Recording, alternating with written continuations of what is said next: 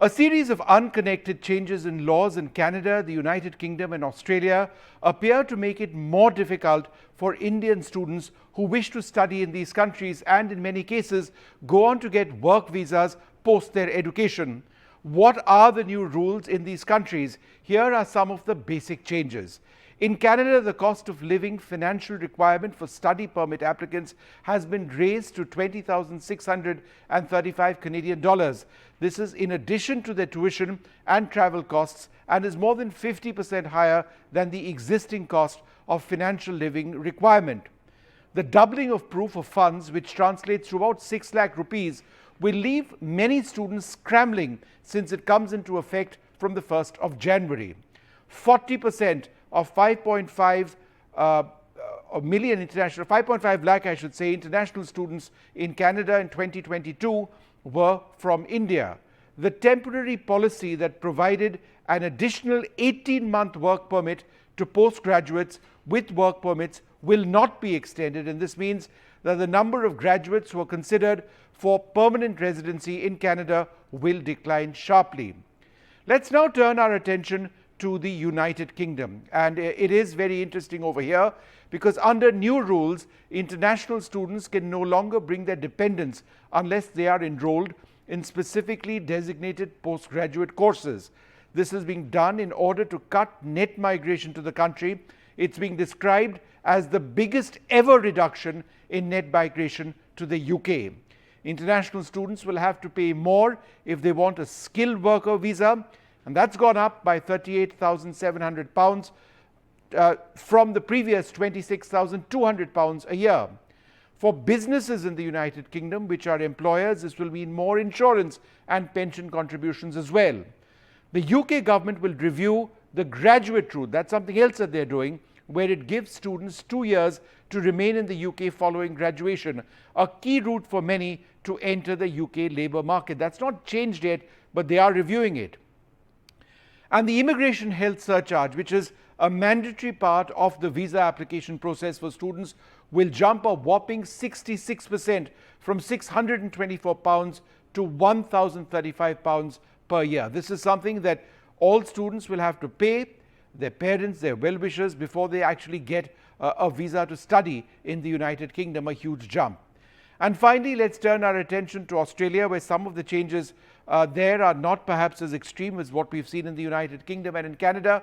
Australia will, however, increase its minimum English language requirement for student and graduate visas. There'll be additional scrutiny to high-risk student applications.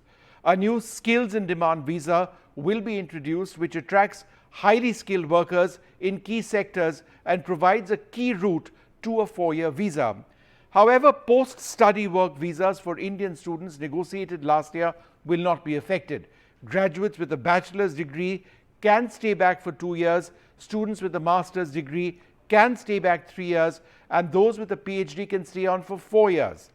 Remember, India is the second largest country for international student enrollments in Australia. So things not necessarily as bad in Australia as compared to the other two countries, but these are changes that will concern many. Joining us now to look at this, Dr. Yukteswar Kumar, the Deputy Chairman of Bath Conservative UK. He's a senior academic and an ex-deputy mayor in the UK. We've got Ayush Khurana, a student in the United Kingdom, Shabari Shields, a founder of the University Guidance Worldwide program, and Aditya Bhatia, licensed immigration advisor. Aditya, let me come to you first. How difficult is it at this stage? Let's focus on Canada first. Let's focus on the United Kingdom first. How difficult is it for a student to actually, after their degree, get a job in the United Kingdom? Simply put, UK, I think, has more graduates right now in the employment market than there have been for many years now. And that directly impacts the employability factor for international students because the job scenario is such that there are more graduates for every job available, and that makes it difficult for students to be able to find the right kind of employment that they may be seeking in line of their academic qualifications. Repeat that. Are you saying that it becomes more difficult? Could you speak a little bit more clearly, Aditya? Yeah. Yes, Just the last it is more sentence that you difficult. said. Yeah. Yeah, it is more difficult because there are more graduates available in the job market than there were previously. And therefore, for each job, there are way more applicants. And for a student to be able to find employment in an area in which they're academically qualified becomes more difficult. Ayush Khurana, you're a student in the United Kingdom. Are you concerned about the changes that have taken place, that have come? Yes, for sure, I'm concerned because the main priority of me being coming to the UK was like doing my master's and finding my job after my course. But since these news articles, I'm mainly concerned about what will happen in the future. But I mean, for me, if I flip the coin and see it from the other side, I'll be able to like serve my and all the things that I've learned from here, I can go to my country and use that possibly. Yep. Shabari Shields, one of the potential concerns going forward is that the graduate route, which allows 2 years in terms of an extension for students in the United Kingdom post their degree, is now under review. That was one of the most basic rights that international students in the United Kingdom had, that they could extend for 2 years, look for a job, and then see how it goes.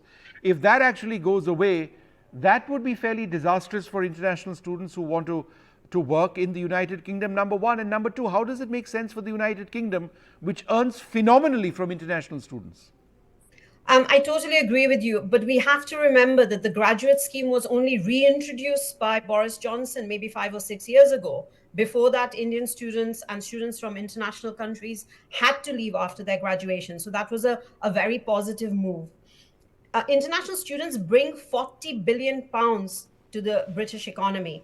And even though they will be reviewing it, I really don't see this government taking away that option, because no matter what anyone says, we need skilled workers in the United Kingdom.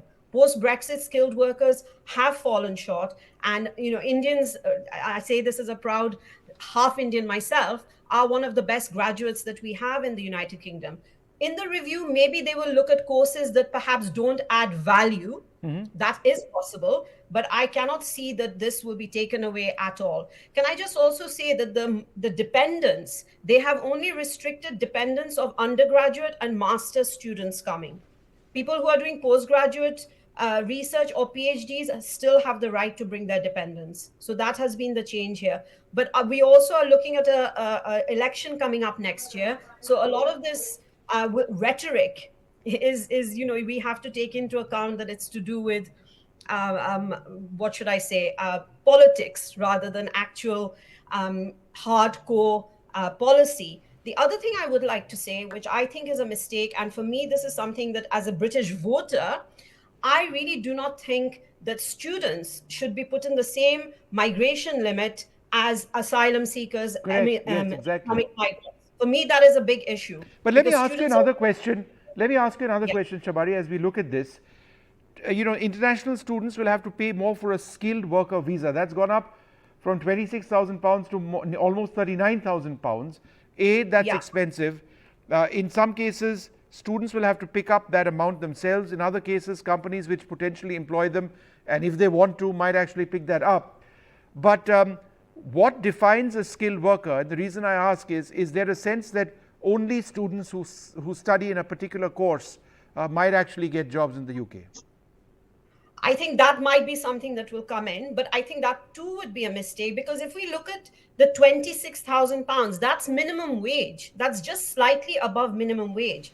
If you've spent all that money to come to the UK as an international student, surely you would be aspiring for a job that actually pays you a handsome salary. So a £38,000 salary for a graduate, I think, is fine. And that will be paid, obviously, the extra insurance and the pensions will be paid by the employer. These employers want our international students, without a doubt.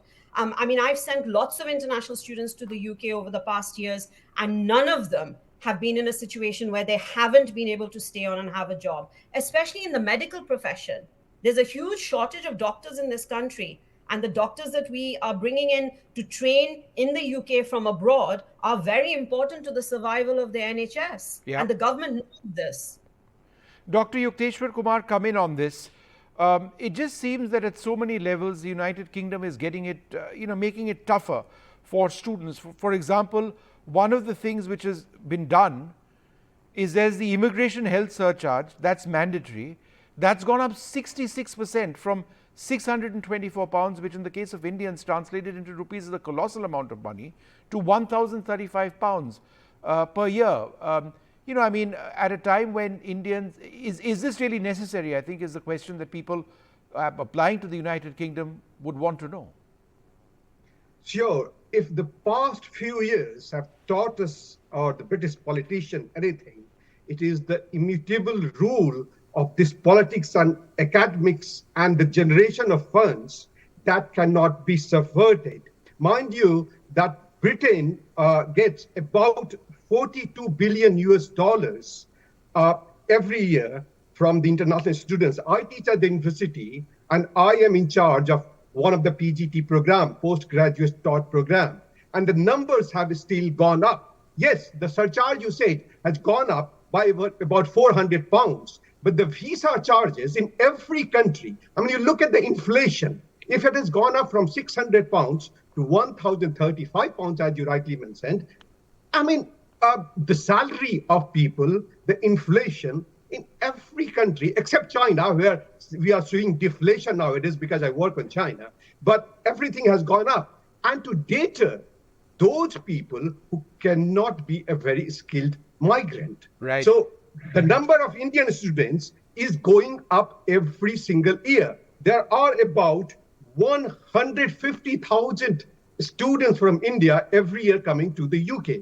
UK knows it because the international students, they contribute to the economy of UK more than any other country in the world. I can tell you, for example, USA gets only $40 billion from the international students, and the number of international students there is only 5.2%, while in the British universities, it is 24 to 25%. In the Canadian and Australian, this is also about 20 to 24%, but they get only 22 billion or 26 billion US dollars. So UK universities will close if Indian students do not come. That's the final line here. Yeah. Let's turn our attention a little bit to Canada as well. I just wanted to go back to Aditya Bhatti. Aditya, one of the key concerns is that the cost of living financial requirement has gone up to $20,000. That's more than 50% higher than the existing cost of financial living. Does that make sense? Because one of the arguments which has been made is that, look, if you have to be a student, it's not as if you get a free ride post your education. You have to pay for your living. And there's been a rise in costs, and therefore the amount has to be realistic. On the other hand, students will say a 50% jump, that's huge. See, there are, again, two sides to the coin. The students are justified in saying this is a huge jump. At the same time, we need to understand that the last of this pricing was introduced was in the early 2000s. So it's been close to nearly 20 years. So understandably, over this period, there has been an increase in the living cost, and this living cost that has come in is actually closer to the actual living cost in Canada. So yes, it becomes difficult for a lot of students, especially who are planning right now to go in the coming intake possibly and wanted to file their visas in the next 2-3 weeks, 4 weeks maybe. So it's going to be difficult for them to find that money all of a sudden. Having said that, I think a lot of us were expecting it. And after 20 years or nearly 20 years, when it changes, then it is likely to change on this kind of a percentage segment only. Aditya, is it becoming potentially now more difficult for graduates from Canadian universities to be considered for permanent residency in Canada? Is that a sense that you're getting? No, not really. The challenge here is for students to understand where they're going. Traditionally, the students have chosen to go to a few select cities, and that's where the problem lies. The fact is, Canada is a huge country. There are education providers across the country in different provinces. If the students actually woke up and selected cities away from the main 5-7 destinations, then they would find that living costs are relatively low. Finding part-time work, finding full-time work after completion of their studies is actually still comparatively easier than a lot of other countries. It's just about being smart, making the right decision regarding the education provider, the program in light of your current academic and professional profile, when also looking at the skill shortage level of that particular province in Canada. And to be sure, Aditya, none of the diplomatic tension between India and Canada is at all having an impact on students, or have the number of applications for students gone down? No, nothing like that. In fact, every report from on-ground situation in Canada is very positive. There is nothing on ground which makes the student kind of worry about living or studying in Canada. So that side is, I think, very sorted. And students who wanted to go to Canada always have a friend or family there who gives them the on-ground report. So that has not really had an impact at all. I just wanted to return to the situation in the United Kingdom before I turn my attention to Australia. Ayush, is there a sense of disappointment among a lot of students who are undergraduates or graduates looking to stay on in the United Kingdom, now realizing that that route is a lot more difficult, and that perhaps employers in the United Kingdom or potential employers realize that the rules are changing, and therefore they may be more disinclined to accept international students, that include students from India? Yes, there's a sense of disappointment between all the, international students, whether they are in postgrad or they're undergrad.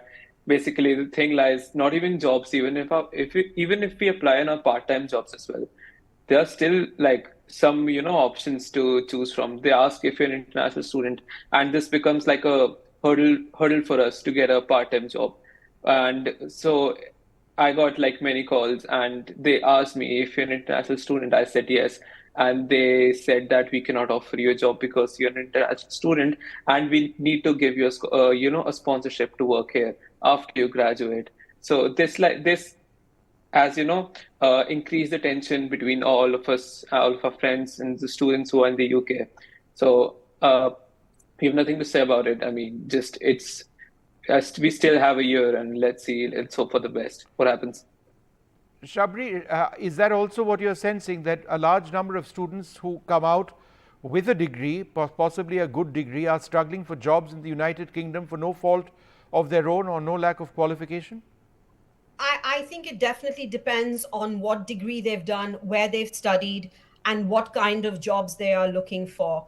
As I've mentioned before, there is a skills shortage in the United Kingdom, especially within STEM and the medical side. And graduates who are going for those kind of courses, they are getting jobs without any problem at all. There are some instances where maybe you have to take a lower level of job and build up some work experience, which is why I recommend my students definitely work throughout their graduation up to the limit that the government allows to get that work experience. But really, I haven't seen that yet with the students that I've been working with who have been graduating in the last 2 years. They have thankfully all been placed in jobs that they are appropriately qualified for. And let's turn our attention a little bit, Shabri, shall we, to Australia as well. One of the key requirements is that the level of English, the standard of English, needs to be higher, right? Yeah. Again, is that something unreasonably high for a large number of Indian students, or do you believe that's fair? Absolutely fair. They've raised it from 5.5 on the IELTS exam to 6. Most universities in the UK are looking for a 6.5 to 7 as an entrance, as are Australians. And, frankly speaking, to get a level 6 is not a challenge for our Indian students who are very proficient in English. So I really don't think that is actually going to be a barrier. In fact, I think that's just a tokenism from the Australian government side to uphold that commitment to reducing immigration. But I don't think it will make a difference to any of our Indian students. Aditya, there's a new skills in demand visa that might be started in Australia as well, or in Australia. Again, what are the implications there? Is it similar in a sense to the United Kingdom, where if you have a particular set of skills which the Australians decide is important in their economy, you have a higher chance of getting a job there, as opposed to a degree which they don't necessarily seek foreign nationals working in their economy? Is that the sense you're getting? Yes, that is the message. See, what's happening is each country is electing international students in and allowing them to stay back and work only to fulfill their skill shortage requirements. What is unfortunately happening is that a lot of students who are currently in Australia, more than 50% of them are working in low skill jobs, especially the people who have graduated in IT or engineering or technology areas. That's something they were trying to curb, and they want to encourage people to come in areas if there's a skill shortage and then work in those areas as well. That's the plan. Aditya, just broadly speaking, in Australia, or for that matter, in the United Kingdom, what are the sectors where you find students getting jobs after a degree? Medical has always been a good area. Teaching has been another good area. Teaching, Engineering right? is, yes, engineering is there. IT is there. So the idea is, it depends on what quality of education provider have you studied at, because that plays a role, and equally what you study. So if you keep in mind that you have to go to a good education provider and study a qualification which leads to a job in a skill shortage area, then there's good possibility for you to find the right kind of skilled employment. Sadly, I think the changes that are coming in reflect that a lot of students, while they enter the country for one provider and one program, many times after reaching there, they change that. And therefore, that is where there has been a misuse or abuse of the visa process, which is what has forced these governments to bring about these changes. All right. Well, I totally agree with that. Totally agree with that. all right. Well, we're going to leave it over here. For those looking to study abroad, it's probably important to understand where your degree gets you, in case it is your intention to stay on outside this country. Also understand what some of the new challenges, and many of these are monetary challenges, just in order to get to a Canada or a United Kingdom is. It's so much more expensive than it was until this announcement was made. Thank you all very much for being with us.